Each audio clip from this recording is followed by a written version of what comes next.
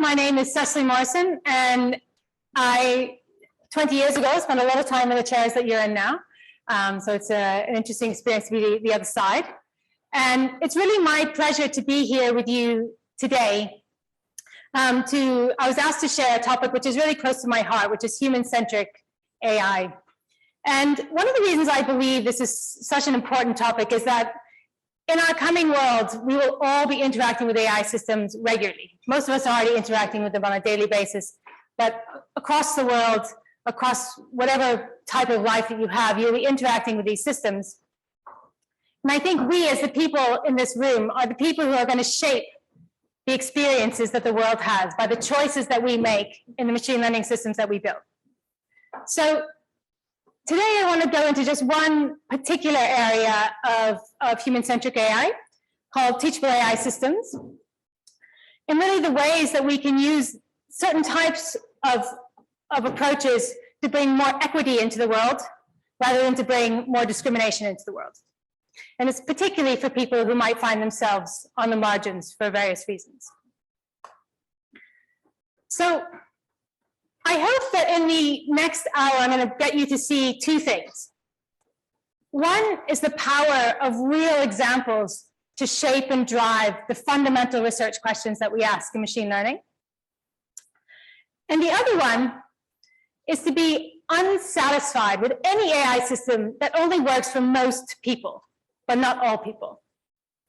I can't tell you the number of times I hear, but it works for 90% of the people. Well, you know, we are several billion in the world. So when we think about that 10%, it's a very large number of people that these systems don't necessarily work for. Oh, but great, it's working for 95% of the people. 5%, this really big number that these systems don't necessarily work for. And they're often the people who, for many of our social systems, don't work for. So, by way of introduction, my role is Principal Research Manager at Microsoft Research, just across town. And I lead a team called Teachable AI Experiences. We are a multidisciplinary team, so we have machine learning, we have human-computer interaction, design, engineering, and our mission is to really drive innovation in human-centric AI through building, deploying, and studying new and novel AI experiences. And specifically, we focus on those that imagine the future of inclusion. We've done a range of things. I'll talk about some of them today. I myself come from a background in human-computer interaction. But when I joined Microsoft Research about 10 years ago, at that point, I started collaborating with my machine learning colleagues, which I still do today. And we were asked, it was at the time where there was a lot of human AI competition. So AlphaGo had recently come out where we were going to say, could we beat the world experts? There was a lot of talk of how we could replace people to make the world more efficient. But we were tasked with, could we make human AI collaboration? Could we augment human capability? We said, that sounds great. Sure, we can do that. Well, we can. But we had no idea what that meant 10 years ago. But we somehow had a picture in our mind that, okay, we've got this multidisciplinary team, machine learning postdoc, you go build a model, HCI postdoc, you go talk to people in real life and make sure that the model works. And very quickly we realized that this division of labor, which felt very comfortable for us, didn't work. Yeah. A lot of what we needed was actually to drive new ways of thinking about the machine learning models that we built, new ways of collecting and labeling data, new ways of understanding what models were doing. And we needed all of these things if we wanted them to work in practice. And it didn't matter whether we were building, robots in surgery or assistive technologies or things for the banking sector. We needed these things across the board. And so it was in this space that we started to come and work very closely together and to see how, by working in the application spaces, we could start to see how we could drive new paths in machine learning.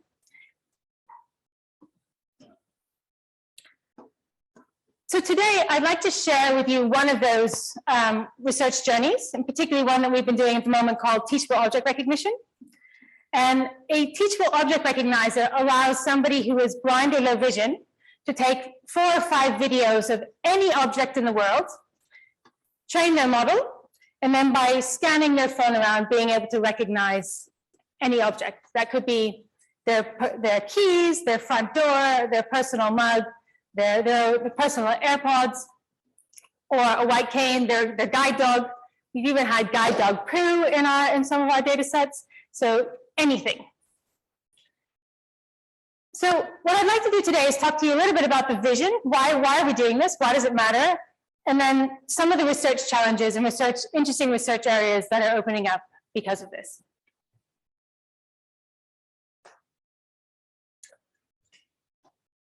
So this first example I gave you is really just the first of manifestation of a much broader teachable paradigm where users train their own models by providing their own data, potentially by tweaking higher level constraints and doing that iteratively until they get an experience that they feel balances what the AI system is capable of and what they want. So why do we need this? Why does it matter? Why can't we just go with like bigger and bigger models? We've got, you know, a wealth of GPT-3. Why do we need something that's going in the opposite direction? So I'm going to introduce the concept of bucket of me. And if we take a step back and we think about the world that we're moving into, it's a world that we're trying to set up just for me. I can adapt my work tools now to benefit what I need. I can become a virtual avatar that looks like me, maybe moves like me. I can even get my healthcare in the moment starting to personalize to me and my exact genetic makeup. But we can ask ourselves, is me really me? If we start to look critically at the AI technologies that underpin the personalization experiences that we already have in the world, we start to realize that what they represent is really a very coarse-grained version of me. And is it really enough to be me? So I'm going to just take myself as an easy example. Let's say an AI system may assume that I fall into this category of woman. And we're going to then define this bucket woman by a whole set of features that we typically associate with a woman. She likes beauty and fitness. She's good with people. Maybe she likes high heel shoes or buying clothes. She wants to have children and so forth.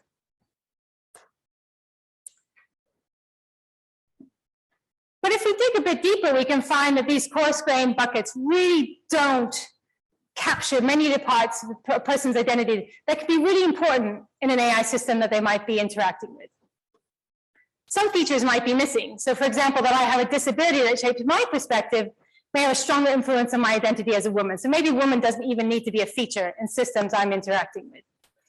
Or perhaps that I work in the technology sector doesn't appear in the bucket of women at all. And for some features, just might be irrelevant. I think probably I'm not the only one here who spent the last 18 months in my slippers and part of my pajamas, and actually going out and buying clothes has not been my favorite thing on the return to a work in the office. So just like me, there are millions of people that might find that they don't fit into one of these coarse-grained buckets that underpin almost all of the AI technologies that we have today. Yet, we've adopted this bucket-based approach in AI classification approaches, perhaps because it's convenient, because it's maybe easily what our technologies do.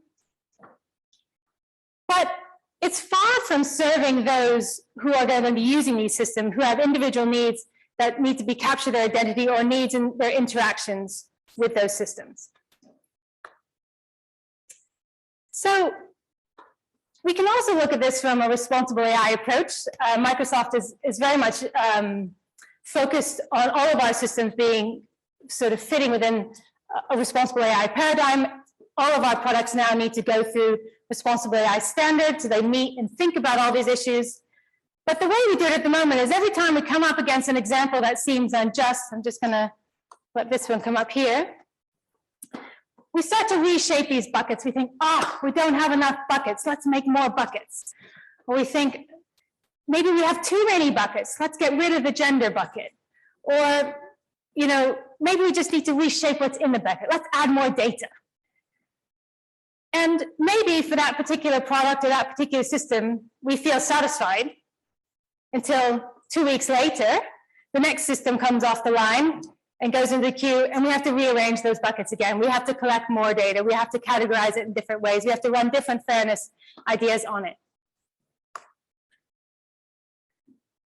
So what we're proposing is that really, what, instead of having all of these categories and trying to shape people into these categories, what we propose is that instead we can have a bucket of me, which is a way that a person has the agency to choose the own facets that they have to represent themselves. So now with this bucket of me, I have a collection of data examples. I might have a collection of higher level constraints that can be applied to the model. But I choose these to represent what I need and the agency that I have to be and interact with the systems in the way that I want to. So once I have my bucket of me, I can put my data in, I can change constraints, and out comes my personalized AI model for whatever application domain I might be working in. Okay, this is great. We've got a vision, but now as the case is, do we have the machine learning that can make such a vision really work? And perhaps the biggest question that we often get is, we're always focused on data, more data, more data. Can we really learn with only a few examples? Surely you're doing some kind of bigger level training and then just a few examples. So we would argue that, again, the field of machine learning in the field called few-shot learning is really at the cusp of being ready to overcome these challenges and starting to move out and change the opportunities we have for creating AI systems. So recent progress in these systems allows us to learn from just between 5 and 10 examples. Now, I'm going to give, for those of you who aren't familiar with the few-shot paradigm, I'm going to use a bit of my colleagues' slides, because this is not my particular domain, to give a brief introduction to what it's like, and then dive into the research, all of the other research challenges that come after that, even once we get this in place. Just keep an eye on time. So, I'm sure you're from all different types of backgrounds in machine learning, but I'm pretty sure everyone's pretty familiar with standard classification, right? We got our classes, we train, and the idea is that we're then going to predict for each class that has some high number labeled examples. When we get a new image, we're going to predict a new thing, right? So we test our model, new image from an existing class, it predicts the label. So pretty straightforward. But what happens if we want to add a new class to our prediction? Well, we probably all know, right? Off you go and collect some more data. Or maybe if you're really lucky, you go ask somebody else to collect that data for you. And then you get a new class after your thousands of examples, or maybe if you're using some kind of transfer learning approach, maybe you'll get away with 150 examples, and off you go again. But this isn't going to scale to everyone, and it's certainly not going to scale to people's very unique particular needs. So there are a range of few-shot learning approaches. I'm going to particularly talk about meta-learning here just as one particular example. But one of the big differences is we're trying to go from an approach where model learns how to recognize something or classify something, so it learns how to learn to recognize or to classify. So in the meta-learning paradigm, we're going to recognize an object giving only 3 training examples. So we're going to take our training set, and for each class, we're going to divide it into a set of 3 images. This is called the context set, and then a further image, which is called the target image. We're going to call this an episode. And during our training, or what we call meta-training, the model's then going to process this episode, and it's going to try and predict the target image. And then the training process is a process of then minimizing the error over these target images over many, many randomly sampled episodes across our data set. So the idea is that when we then bring a new set of context set and a new target image, we're then able to have learned that class rather than to have learned an image from a class. So this is often referred to as episodic training. And the idea is that it should enable a model to then learn any new class with only a few examples. Okay, so that's the general background. But what are the research challenges here? What are the places that we can go with this? So we're working on a number of examples, application domains within this space to sort of drive forward different research questions. But I'm going to share with you ones from Teachable object recognition.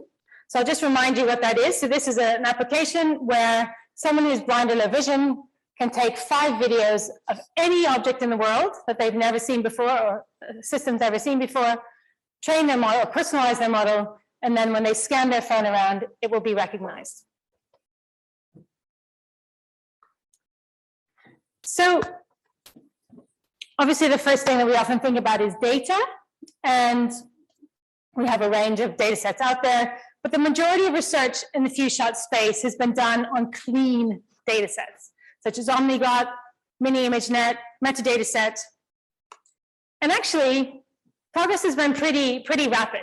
So, and this is actually slides from about a year and a half ago, so progress continues. Omniglot is already at 99%, metadata set at 75%, so we're really reaching saturation in this clean space. Yet none of these data sets, as we tried very early on, are really testing the capability of these methods on real world data, which is where they're ultimately going to be applied. They don't capture any of the high variation data that we tend to see in the real world that we need these systems to be able to work with. So this is some examples of the kind of data that users often collect. And this prompted us to collect the Orbit data set, which is to encourage research in real-world few-shot classification. So the Orbit data set is in the form of videos. It was inspired by the Teachable object recognition scenario. So we have both training videos and testing videos. We have 97 different blind and low vision collectors, 588 objects, a range of videos, and that gives you about 3 million frames to work with. So there's quite a lot of data there. But okay, so we got a data set. That almost sounds pretty familiar so far. We all know we need data. But really where the human-centric perspective comes to play is when we start to define the benchmarks. The benchmarks are great. They help us know that we're working towards a concrete goal. But how do we know that that goal is going to reach us to a human-centric set of AI systems? So we put 3 quite different constraints on the Orbit benchmark when we were creating it to give it that very specific focus that would make sure that it was going to work for people in the real world.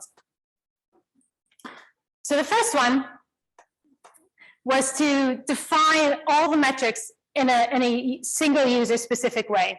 So ultimately, when we create an application, it needs to work from a specific user's data to predict their own data. So it's not going to be an average across all users' data. So all of the metrics are specified per user, and then you get an average across users. And why that becomes tricky from a research point of view, I'm going to go into a little bit later. Not tricky, just it adds to the challenge. To further match the real world, we also created a small validation set, which is separate from the train set. And again, this just makes that problem a little bit more challenging, but also a little bit more realistic, because when a user goes and uses this application, we're not going to have any data like their data before. So we really needed to be able to really translate to a completely new person and not just to a new object or a new image. And the third thing that we do was to focus on a metric that captures the cost of deploying this to the real world device. And we're calling this max to personalize, or basically multiply, accumulate operations. So how expensive, computationally expensive is this to run? Is it likely to run on device? Is it likely that we can do this at a speed where a user can then iterate and create what they need? So much of the few-shot learning literature has been really focused on just can we get the accuracy, but not on computational costs. But this becomes a problem when we then move these models into the real world. And again, just for a note, there's often a view, and Microsoft frequently holds this view of, we'll just engineer it. We're just going to engineer it down. But most of the time when we try to just engineer the computational cost down, the result is that we end up with a different model. That if the model architecture isn't right from the beginning, there's only so much we can do to engineer things. So often we need to then step back and start again. Okay, so if we run the orbit data set on typical few-shot models that are out there, we see that the average frame accuracy is around 50%. So this is pretty far off the 75%, 90% that we're getting on clean data sets. We also see a huge range in the max to personalize. So these structures of these models are really very, very different. So there's a lot of space to just focus on trying to get these models working better. This data set is open source, there's paper, there's code, there's also code to improve computational efficiency. So if you need to run it on a single GPU, you can do that. So feel free to dip your toes in if you're looking for a good research challenge. But the research challenges don't stop there. Once we start to deploy these things with users, we start to see some other challenges. I'm not going to go as deeply on these, but I want to just land some of them to, again, land this idea of how, when we start to deploy systems, we start to see challenges that we didn't expect. So the images that you see here are all users of this system. They're all trying out the system in practice. They're all blind or low vision people using the system. And we see huge variation between users. So we're getting about 35% with one user, 85% with the other. So yes, this is giving us our nice 50% in between. But from a user perspective, this level of variation is just not acceptable. We can't deploy systems at a product level that aren't going to work across a whole range of users. And again, remember, we don't want to just make it work for most users, but we really need to make it work for all users. So we really need to crack this problem. We then looked at the orbit data set. We see the same level of high variation. We looked at other data sets, same level of high variation. So it's actually what we're seeing in these methods is that the method is just not robust across different kinds of users. Is there a question? What are these questions? What are the questions?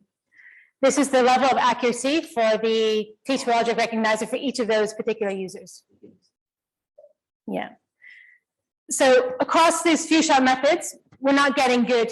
We're getting high variance, which really needs to change if we're going to make these practical to serving everybody. We also need to start to think about what's the interactive loop between the model and the person. It doesn't just need to do its thing. Usually a person will correct or try and help the model if they know what's going on. So the way that we started to do this in an early prototype was to give, as the user scans their phone across, we give, if we start to see a low certainty recognition, we give the user some bumps so that maybe they can get a little bit closer, or maybe they can try and hold the camera steady to see if we can get a higher classification. The problem is, what you see here, if this was a video, in video you have two bumps, which are purple bumps, which is where it's given a low cost. And then we have the green bump. Sorry, I've got a screen here, but your screens are down here in the bottom, which it never found. So the user never found the object they were looking for. And the challenge was that they kept hearing these bumps and they kept going after them. But many of those bumps were with nothing there. There was nothing there. There was no object, nothing that had been trained, just nothing. And this really has led us down two different research paths. So the first one is just trying to understand the uncertainty scores that are coming out of the model and see if we can quantify those in any kind of useful way.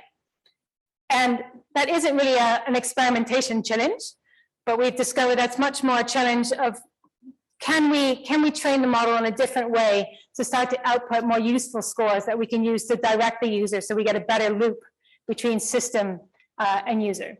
So for example, we might be able to use metrics of entropy, expected calibration error. Can we find a way to use these in loop with the user to get a better experience? But it's also taking us on a research trajectory of there isn't a whole lot of work in the few-shot space when there's no object present. So there's always a prediction regardless. And because of the way the logit scores come out, they're often very close in nature. So it's very hard for us to figure out what of those sort of threshold in any meaningful way of what of those might not be an object versus what is. So that's kicked off a whole research domain for us in how can we deal with there's no object present. Because in most systems that users are going to be using, a lot of the time, we don't need prediction. And again, I would say that across most application domains with users, not just this one, we really need to solve this problem of not having a constant prediction.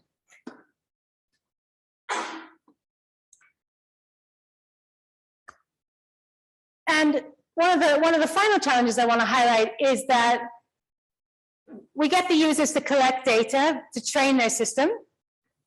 But we know in this case, for example, that blind and low vision users don't have any visual feedback. So it's really hard for them to know if they've collected a good video. In fact, what is a good video? And can we tell them, can we predict that a video is going to be a good video before it actually goes into the model? Because imagine if you're a user, think, right, I'm going to train my object. I'm really busy, but I'm going to train this object because I really want to make sure that when I leave the house, I've got my mask and my keys. So you go, you give your 5 videos, you put it to the model, and the model goes, sorry, that wasn't enough data. Okay, I'll go back and do it again. I train more videos, go back, train the model. Sorry, you didn't have the lights on. Oh, okay, so I go back and I do it again. And you can imagine, for the user, this is a really frustrating process, so that we really need to predict right away after the video is created, is this likely to be a useful video for the model? So one thing I should mention that when we build these systems, we often think of AI systems as single model systems, or we're solving one problem. But almost all of the systems we build will have 3 or 4 models running, and many of them are helper models like this one, just a model to predict, is it a good video? So by the time we pass it to the classification model, we know we're going to get a good result. And this is just some of the experimentation data where we discovered what good meant. In fact, good didn't mean perfect data. Good actually meant that about 80% of our data should have some kind of quality issue, so blur or framing issue. The only thing that we discovered we really need to remove from the data is anything that's where the object is just not in frame. And that gives us a much more robust experience. And from that experimentation, we've then gone on to build a helper model, which then predicts whether the data is going to be good before the user submits their data to train. Right, so that was a whistle-stop tour on, give me one moment, I'll be with you in a sec.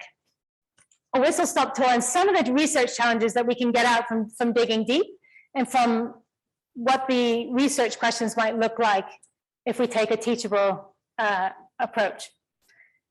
And why do we do this again? Let me remind you. So I think we all know that humanity and its needs are really diverse. When we start to look deeper, we realize that it's very diverse, not just a little bit diverse. And then in most spaces that we were looking in the application domain, whether it be medicine, whether it be, trying to support people in education, or whether it be, managing CVs on LinkedIn, there's a very long tail.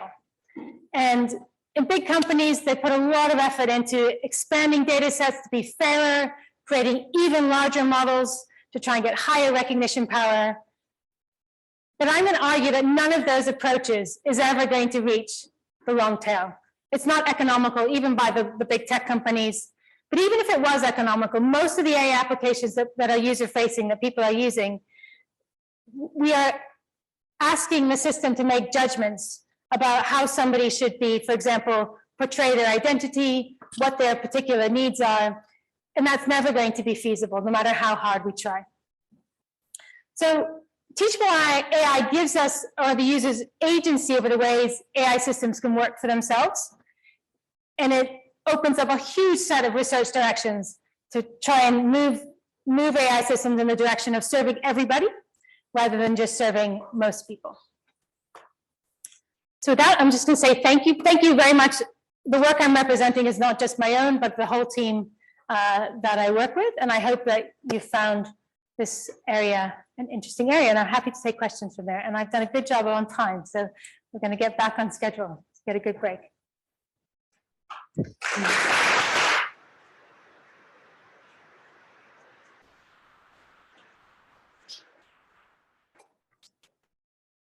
Go ahead.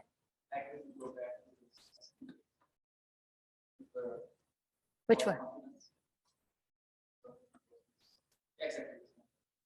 This one? This one? And I wonder, so you consider this as a classification problem, or consider this as a quantitative classification problem, you would have the possibility that two things are in the problem at the same time. And you also would have the problem with the false confidence if all the logs are negative. Why do you consider this as a classification problem? Why do we consider what as a classification problem? Finding the keys. So here you look for different classes, and you said if the keys are very likely to be in this, then you give it a high subtext score.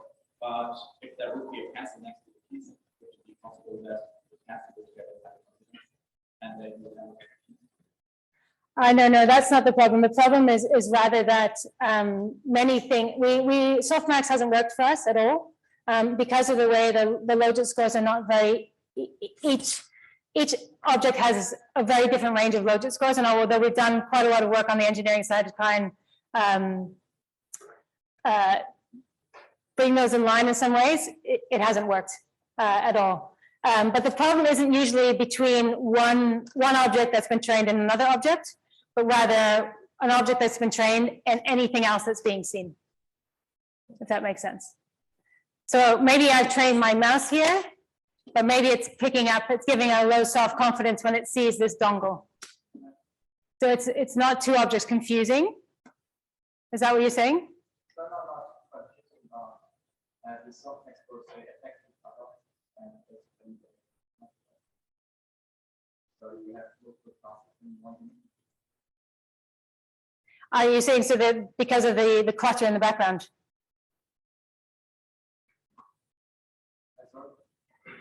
Why don't we take this one offline? And it sounds like an interesting conversation. Do you want me to pick? Yeah. Yeah, you had a question. Okay, for the last part that you showed, with the bar plots, but second to last slide, I think, the last one. Could you just briefly say again what the key message of that was? Is it that we need ambiguous data to train a model that is able to do that? So there are two messages. One is that we need to understand what is good data in order to help the user provide good data. And I was just saying that I think the assumption is that good data is clean data, and what we learned in our experimentation that good data is not clean data. Which phase of the training is that? Like when the user does the tokens, or when you pre-train the model? These models are pre-trained on the orbit data set, so they're pre-trained on real world data as well, or much trained rather. And this is for the data when the user is creating their own data. Yeah. Go ahead. Yeah. So like the no object problem that you mentioned, there would be a problem of misclassified images as well, like visually impaired people mislabel something. Some other image, like he meant to have a pen, but he gives an image of a book and misclassifies it as a pen. So how do you deal with these kind of a problems, and how do you set up guidelines to basically capture the right kind of an image for future learning? Because then the model can basically learn from this classification. It can learn to detect wrong objects. Yeah, we haven't had a problem of, because people are not, it's not an image on the web, right? If they want to train, their dongle here, they're putting their phone on it, so they're touching it, so they know it's the right thing, and they're moving back. What we do have is a lot of clutter in the background. And again, we've worked quite a bit. We tried two different approaches. One was the sort of machine learning centric approach where we tried to use an object detector and then keep that particular object in frame. Again, this gives us fairly clean data, but it's computationally really expensive. And also, as I said, we discovered that clean data doesn't really work in the real world because we're not getting clean data when they're actually testing it or using it. So we've abandoned that, and instead we've created an approach where we direct them, and so they have to put their hand on the object, move their hand away, and then move their phone back. And we use a range of engineering things, like we use ARKit and things on the phone that help to center and keep the object in and guide them. And then we use these helper models to kind of predict whether it's a good image. And so far that's worked pretty well, although it still hasn't driven down the variance between users, because we thought the variance between users might be that some people are better at capturing data, but it's not. Other questions?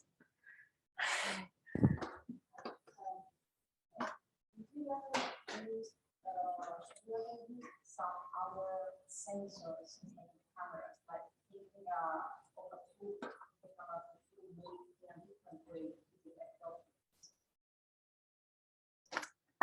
One of the other projects that we worked on used head wearables, which have a lot more sensors in them.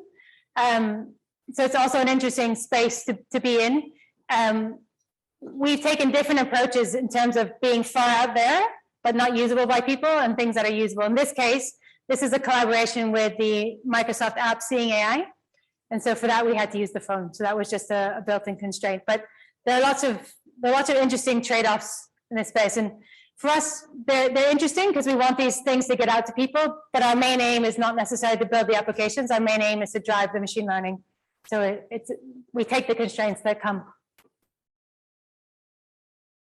Try and get across different parts of the room. Go ahead.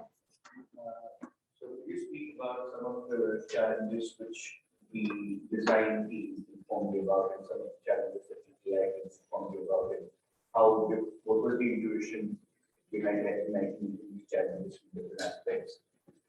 Yeah, that's a good question. I think that I would frame that question, or how I understand it, is about how our team works together. We don't have the separation of AI team over there and design team over here anymore. We have one big table that we're all sitting around, and we're all part of all the discussions, from the framing of the user research all the way up to what are the metrics that we're going to test the model on. And in this way, we found that usually in every part of the conversation, places where you think, oh, well, that doesn't require someone with an AI background, usually it does. Like even just this framing of, for example, we choose videos rather than images. The previous examples that are available in the research literature use images, but the combination between the discussions between a designer saying, it's really hard to get a good image if you're blind, and the machine learning going, well, actually, if we have more data, we can compensate better. So a lot of our decisions happen in those conversations.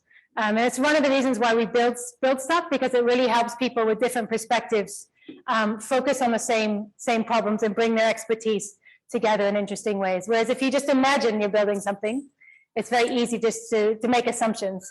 Here we build it. If it doesn't work, it doesn't work. There's no discussion, and that really drives the team forward. All right, you really wanted a question. So how do you transfer leverage from other people's devices to help with, say, classification of my device? We don't do that. We can't do that. We work for a big company where privacy is very important, so there's no mixing of user data for any reason. We do have the Orbit data set, which is open sourced, so everything's better trained, and then the only other data we have is from the user. So there's definitely, that would be a huge privacy violation from our side, so we wouldn't try something like that.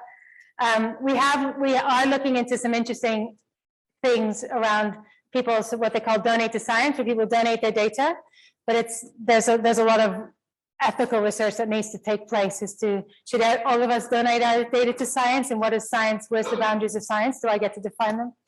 So that's something that we're still exploring.